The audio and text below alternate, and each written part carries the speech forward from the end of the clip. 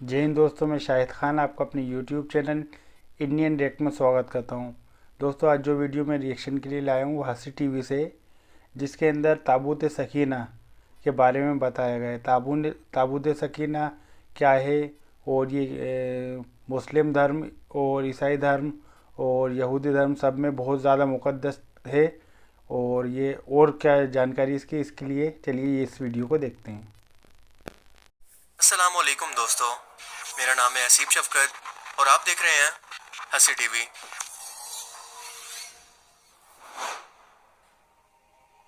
एक ऐसा ताबूत जिसके जरिए अल्लाह ताला एक रोशनी की सूरत मूसा अलैहिस्सलाम से डायरेक्ट कलाम किया करता, यानी ताबूत सकीना,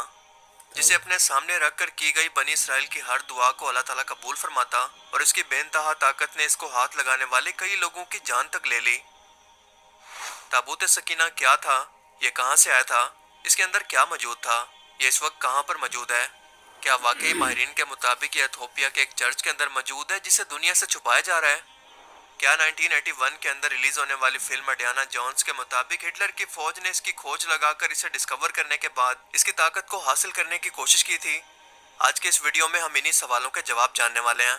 तो चलिए शुरू करते हैं। ताबूत सकीना एक ऐसा मुकद्दस संदूक है जो कि यहूदियों के लिए इतना ही अहम है जितना मुसलमानों के लिए रसूलुल्लाह सल्लल्लाहु अलैहि वसल्लम के कोई तबरुकात। क्योंकि इनके मुताबिक जब मूसा अलैहिस्सलाम कोहे तूर पर 40 दिन के लिए गए तो अल्लाह ने 10 अहकामात की तख्तियों के अलावा एक ताबूत बनाने का भी हुक्म मूसा अलैहिस्सलाम को दिया, जिसे बिल्कुल वैसे ही तैयार किया गया जैसे अल्लाह ने हुक्म दिया था। इसमें तमाम तबरुकात को रखा जाता और मूसा अलैहिस्सलाम इसी ताबूत सकीना के जरिए अल्लाह ताला से डायरेक्ट कलाम किया करते, जिसके ऊपर 2 फरिश्तों के मुजस्मे मौजूद थे और इन्हीं के दरमियान से एक रोशनी निकलकर मूसा अलैहिस्सलाम से कलाम किया करती। इसमें तौरात का असल नुस्खा था, पत्थर की तख्तियां थी जिस पर 10 अहकामात लिखे थे। मूसा अलैहिस्सलाम और हारून अलैहिस्सलाम का आसा मुबारक और इनके कुर्ते मनो सलवा का मन, यानी बनी इसराइल कौम का वो खाना जो कि आसमान से अल्लाह की तरफ से नाजिल हुआ करता है, इसके अंदर मौजूद था। इसके अलावा सुलेमान अलैहिस्सलाम की वो अंगूठी जिससे वो जिन्नात को कंट्रोल किया करते थे, इसके अंदर मौजूद थी, ताकि आने वाली नस्लें अल्लाह के एहसान को याद रखें। बनी इसराइल कौम इसे बेहद मुकद्दस समझते थे और मूसा अलैहिस्सलाम की वफात के बाद जब भी इनके दरमियान कोई बड़ी मुश्किल आती, मसलन जंग के वक्त या कबीलों के दरमियान कोई लड़ाई का फैसला करना होता, तो ताबूत सकीना को सामने रखकर वो फैसला किया करते, क्योंकि इन तबरुकात की वजह से ये इंतहाई मुकद्दस और सकीना यानी दिल को सुकून पहुंचाने वाला था। ये शमशाद की लकड़ी का बना हुआ संदूक था जिस पर बाहर सोने को चढ़ाया गया था। मूसा अलैहिस्सलाम की वफात के बाद ये कौम सरकश और नाफरमान हो गई, आपसी झगड़े, सूद, जादू और नबियों के खिलाफ साजिशों में पड़ गई। तो तब अल्लाह ने इन पर अजाब नाजिल किया, तो कौम अमालका को इन पर मुसल्लत कर दिया, जिसने हमला करके यरूशलेम को बिल्कुल तबाह कर दिया। ये कौम कई हजार बनी इसराइल के लोगों को गुलाम बनाकर अपने साथ ले गए और बाकी दरबदर होकर यहाँ वहाँ भटक गए, और ये कौम ताबूत सकीना को भी उठाकर अपने साथ ले गई और ले जाकर इसे एक गंदी जगह पर डाल दिया। ये बनी इसराइल के जवाल का दौर था। हजरत शमूएल अलैहिस्सलाम इस वक्त बनी इसराइल के पैगंबर थे, मगर बहुत बूढ़े हो चुके थे।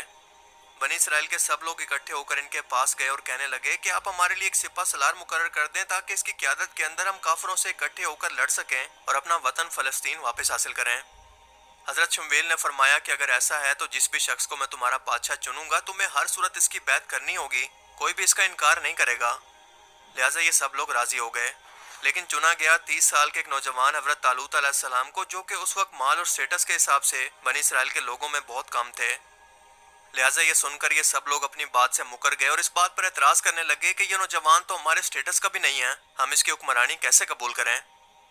हजरत शमूएल ने फरमाया कि ये ज़ारी स्टेटस के अंदर तो बेशक कमज़ोर हैं, मगर इल्म और जिस्मानी तौर पर मजबूत हैं, और सबसे बढ़कर ये अल्लाह का हुक्म है, और इसकी निशानी ये है कि वो ताबूत सकीना जिसे तुमसे छीन लिया गया था वो तुम्हें बरकत के तौर पर वापस मिलेगा, तो तुम लोग इस निशानी को देखकर अल्लाह के हुक्म को कबूल करना। बनी इसराइल के लिए ये बात नाकाबिल यकीन थी कि ऐसी जंगजू और ताकतवर कौम बिना किसी जंग के ये मुकद्दस संदूक इन लोगों को वापस कर दे, और खुद से जंग करने की तो बनी इसराइल की उस वक्त कोई हैसियत ही नहीं थी।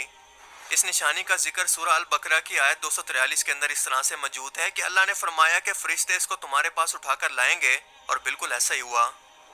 क्योंकि जब कौम अमालका ने इस मुकद्दस संदूक की बेहुरमती शुरू की तो इसका नतीजा ये निकला कि इनके शहरों के अंदर ताउन की वबा फैलना शुरू हो गई, जिसने देखते ही देखते कई शहरों को वीरान कर दिया। आखिरकार तंग आकर ज्योतिषी और कबीले के बड़े बुजुर्ग इकट्ठे हुए और अंदाजा लगाया कि शायद इस संदूक की बेहुरमती की वजह से ये सब नहुसत हो रही है। لہٰذا اس تابوت سکینہ کو ایک بیل گاڑی پر رکھ کر ان لوگوں نے شہر سے باہر نکال دیا اور فرشتوں نے اس بیل گاڑی کا رخ بنی اسرائیل قوم کی طرف موڑ دیا، اور یوں یہ صندوق ان کے پاس حضرت شمیل علیہ السلام کی پیشن گوئی کے مطابق بنا کوئی جنگ کیے اللہ کے حکم کے مطابق پہنچ گیا۔ لہٰذا یہ لوگ اس نشانی کو دیکھ کر مجبور ہو گئے کہ اس حکم کو تسلیم کریں، اور آخر کار طالوت کو اپنا بادشاہ قبول کر لیا، اور اس کے بعد یہ قوم اکٹھی ہو کر فلسطین یعنی اپنا وطن حاصل کرنے کے لیے جنگ کی تیاری کرتی ہے۔ مگر فلسطین کی فوج کے اندر جالوت نام کا ایک شخص تھا جو کہ کسی دیو کی طرح لمبا اور انتہائی طاقتور تھا۔ Where is your God? بنی اسرائیل قوم ان سے اس قدر خوفزدہ تھی کہ کوئی بھی ان سے جنگ کرنے کو تیار نہ ہوا، اور اوپر سے فلسطینی فوج نے یہ اعلان کر دیا تھا کہ اگر تم میں سے کسی نے بھی جالوت کو قتل کر دیا تو یہ وطن بنا کسی جنگ کے تمہارا ہے۔ لہٰذا طالوت نے یہ اعلان کیا کہ جو بھی شخص اسے قتل کرے گا تو میں اپنی بیٹی کی شادی اس سے کر دوں گا، اور وہ بنی اسرائیل کا اگلا بادشاہ ہوگا، جسے حضرت داؤد علیہ السلام نے اپنی حلیل کے ایک ہی وار سے قتل کر دیا، اور وعدہ کے مطابق طالوت نے اپنی بیٹی کی شادی ان سے کر دی، اور 16 سال کے بعد جب طالوت کی وفات ہوئی تو اگلا بادشاہ انہیں چن لیا گیا۔ حضرت داؤد علیہ السلام نے تابوت سکینہ کے لیے ایک الگ سے ہیکل تعمیر کرنے کا فیصلہ کیا جہاں پر لوگ اللہ کی عبادت بھی کر سکیں اور اس مقدس صندوق کو بھی یہاں پر حفاظت سے رکھا جائے، لیکن اپنی زندگی کے اندر وہ اس عمارت کو مکمل نہ کر سکے۔ لہٰذا آپ کے بیٹے سلیمان علیہ السلام نے اس عمارت کو مکمل کیا۔ انہوں نے جنات سے اس عمارت کی تعمیر کروائی، اسی لیے ان کے نام کے مناسبت کی وجہ سے اسے ہیکل سلیمانی کہتے ہیں۔ حضرت داؤد علیہ السلام کے 40 سال کے بعد ان کے بیٹے سلیمان علیہ السلام مزید 40 سال تک بادشاہ بنے، جن کی حکومت پوری دنیا تک قائم ہو گئی، یعنی تقریباً 100 سال کا عرصہ بنی اسرائیل کا عروج تھا۔ سورہ البقرہ کے چیپٹر 2 کے آخر پر اس واقعے کا ذکر تفصیل سے موجود ہے، اور اسی لیے یہ صندوق مسلمانوں کے لیے اس قدر اہم ہے کیونکہ اس کا ذکر قرآن پاک کے اندر بھی موجود ہے، اور یہ انبیاء کی وراثت ہے۔ لیکن اسلامی روایت کے مطابق یہ مقدس صندوق ڈائریکٹ حضرت موسیٰ علیہ السلام پر نہیں بلکہ جنت سے حضرت آدم علیہ السلام پر نازل ہوا تھا، پوری زندگی ان کے پاس رہا، اور پھر وراثت کے طور پر ان کے اولاد یعنی پیغمبروں اور رسولوں کو منتقل ہوتا رہا، یہاں تک کہ حضرت یعقوب علیہ السلام تک پہنچا، جن کا لقب اسرائیل تھا، اور ان کی اولاد کو بنی اسرائیل کہتے ہیں۔ ان کے بعد ان کے بیٹے یوسف علیہ السلام اور پھر حضرت موسیٰ علیہ السلام تک پہنچا جو کہ بنی اسرائیل سے ہی تھے۔ حضرت سلیمان علیہ السلام کی وفات کے بعد یہ قوم پھر سے اسی جادو ٹونا، سود اور آپسی خانہ جنگی کے اندر پڑ گئی۔ بے تحاشا نبی بھیجنے کے باوجود یہ قوم سدھرنے کو تیار ہی نہیں تھی، الٹا پیغمبروں کی دشمن ہو کر ان کے خلاف سازشیں کی، انہیں قتل کیا۔ یہ عجیب لوگ تھے کہ اللہ کی نافرمانی بھی کرتے تھے اور اس کی عبادت بھی۔ ان کی اسی منافقت سے اللہ کی ذات جلال کے اندر آئی تو ایک بار پھر سے اللہ کا عذاب بابل کے بادشاہ بخت نصر کی صورت میں ان پر نازل ہوا، جس نے یروشلم شہر پر حملہ کر کے اس کی اینٹ سے اینٹ بجا دی۔ اس نے کوئی ایک عمارت بھی صحیح سلامت نہ چھوڑی اور لاکھوں یہودیوں کو قتل کیا اور لاکھوں کو غلام بنا کر اپنے ساتھ بابل لے گیا۔ شہر سے باہر اس نے انہی غلاموں کی بستی تعمیر کی جسے تل ابیب کا نام دیا۔ اس نے ہیکل سلیمانی کو تباہ کر کے تابوت سکینہ کو اپنے ساتھ لے گیا، اس کی بے حرمتی کی اور قوم عمالقہ کی طرح اسے ایک گندی جگہ پر ڈال دیا، جس کا عذاب اس پر ذوالقرنین بادشاہ کی صورت میں نازل ہوا، کیونکہ اس واقعہ کے 70 سال کے بعد ایرانی بادشاہ کورش کبیر یا ذوالقرنین نے بابل عراق پر حملہ کر کے یروشلم کا قبضہ چھڑوایا اور اسے بنی اسرائیل کے حوالے کر دیا۔ یہ لوگ پھر سے یہاں پر آ کر آباد ہو گئے اور ہیکل سلیمانی کی تعمیر ایک بار پھر سے شروع کر دی، جو کہ 400 سال تک قائم رہی، مگر اس دوران تابوت سکینہ کی کوئی خبر نہ مل سکی کہ آخر وہ کہاں پر گیا، بخت نصر نے اس کے ساتھ کیا کیا۔ وقت گزرتا گیا، یروشلم رومی حکومت کے کنٹرول میں چلا گیا، جس کے بعد عیسیٰ علیہ السلام کی ولادت ہوئی، اور اس وقت کے منافق یہود علماء کو آئینہ دکھانے پر رومی بادشاہ کو ان کے قتل پر آمادہ کیا گیا کہ یہ شخص دجال ہے، مگر اللہ نے انہیں موجزانہ طور پر آسمانوں پر اٹھا لیا اور یہودی ایک بار پھر سے اپنی بدعمالیوں کے اندر مصروف ہو گئے۔ یوں 70 سال گزر گئے۔ بنی اسرائیل نے رومی حکومت سے بغاوت کی کوشش کی تو 70 عیسوی کے اندر رومن حکمران ٹائٹس نے یروشلم پر حملہ کر کے اسے تباہ کر دیا، اور یہ بخت نصر سے بھی ظالم ثابت ہوا کیونکہ اس نے پورے شہر سمیت ہیکل سلیمانی کو ایسا تباہ کیا کہ اس کی صرف ایک ہی دیوار باقی رہ گئی، جسے آج بھی مقدس جان کر یہودی قوم اس کے سامنے روتی اور دعائیں کرتی ہے۔ اس دوران لاکھوں یہودی مارے گئے، کئی ہزار کو غلام بنا کر جنگلی جانوروں کے آگے ڈال دیا گیا، اور اب کوئی بھی ایسا شخص نہ بچا جو کہ یہ بتا سکتا کہ تابوت سکینہ آخر کہاں چلا گیا یا اس کے ساتھ کیا ہوا۔ یہ لوگ 1900 سال تک در بدر یہاں پر بھٹکتے رہے، اور جب برطانیہ نے دوسری جنگ عظیم کے بعد فلسطین پر قبضہ کیا تو موجودہ اسرائیل کو جنم دیا، جہاں پر دنیا بھر سے یہودی آ کر آباد ہونے لگے۔ آج تک اس تابوت سکینہ کا منظر سے غائب ہونا بالکل ایک پہیلی ہے، جس کے بارے میں مختلف دعوے دنیا بھر سے سامنے آتے رہتے ہیں، کیونکہ کسی کے مطابق تو وہ اردن کے علاقے جبل نیبو کے علاقے میں کہیں پر موجود ہے، جبکہ یہودیوں کے مطابق یہ مسجد اقصی کے نیچے ہی کہیں پر دفن ہے، جہاں پر کبھی ہیکل سلیمانی موجود تھا، اور وہ اس کی تلاش میں اس قدر پاگل ہو چکے ہیں کہ مسجد اقصی کی بنیادوں تک کو ان لوگوں نے کھدوا دیا ہے۔ لیکن آج ماہرین کی مانیں تو ان کا سب سے بڑا شک ہے ایتھوپیا کے ایک چرچ پر، جو کہ ایتھوپیا کے اکسوم قصبے کے اندر موجود چرچ آف سینٹ میری آف زیون ہے، جس کے بارے میں کہا جاتا ہے کہ اکسوم قصبے کے اندر رومی دور حکومت کے اندر یہ تابوت ان کے ہاتھ لگا تھا، جسے چھپا کر یہاں پر منتقل کیا گیا، کیونکہ اس میں کچھ ایسی پراسرار طاقتیں تھیں کہ اسے ہاتھ لگانے والے کئی لوگوں کی جان چلی گئی تو کئی اپنی آنکھوں سے اندھے ہو گئے۔ ایڈورڈ ایلنڈراف، جو کہ ایک مشہور برٹش ہسٹورین ہے، اس کا کہنا ہے کہ دوسری جنگ عظیم کے دوران اس نے اپنی آنکھوں سے اس تابوت کو اس چرچ کے اندر دیکھا ہے جب وہ برٹش آرمی کے اندر تھا، اور یہاں پر کسی بھی شخص کو جانے کی اجازت نہیں، مگر اسے زبردستی اندر گھس کر جب تحقیقات کرنا پڑی تو سچ اس کے سامنے آیا۔ جبکہ ایکسپرٹس آج یہ کہتے ہیں کہ ایڈورڈ نے جو تابوت دراصل وہاں پر دیکھا تھا وہ اصل نہیں تھا بلکہ ریپلیکا تھا، یعنی اصل کی کاپی، جو کہ لگتا بالکل اصل جیسا تھا۔ 1992 کے اندر کئی ماہرین کی ٹیم خفیہ طور پر جب اس کی تحقیقات کرنے چرچ پر پہنچی تو چرچ کے سرپرست نے بتایا کہ ہاں یہ یہیں پر موجود ہے، لیکن یہ تباہی ہے کیونکہ اس کو کوئی ہاتھ نہیں لگا سکتا۔ اس میں عجیب سی طاقت ہے جو کہ دیکھنے والے کو بالکل اندھا کر دیتی ہے،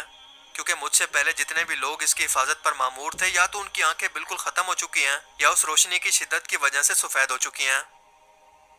اور سب سے بڑی بات یہ ہے کہ ایتھوپیا کی حکومت نے نہ تو اس بات سے کبھی انکار کیا ہے اور نہ اس کا اقرار۔ مذہبی طور پر عقیدت کی وجہ سے کسی بھی شخص کو آ کر یہاں پر تحقیقات کرنے کی اجازت نہیں، لہٰذا یہ دعویٰ آج تک کنفرم نہیں ہو سکا۔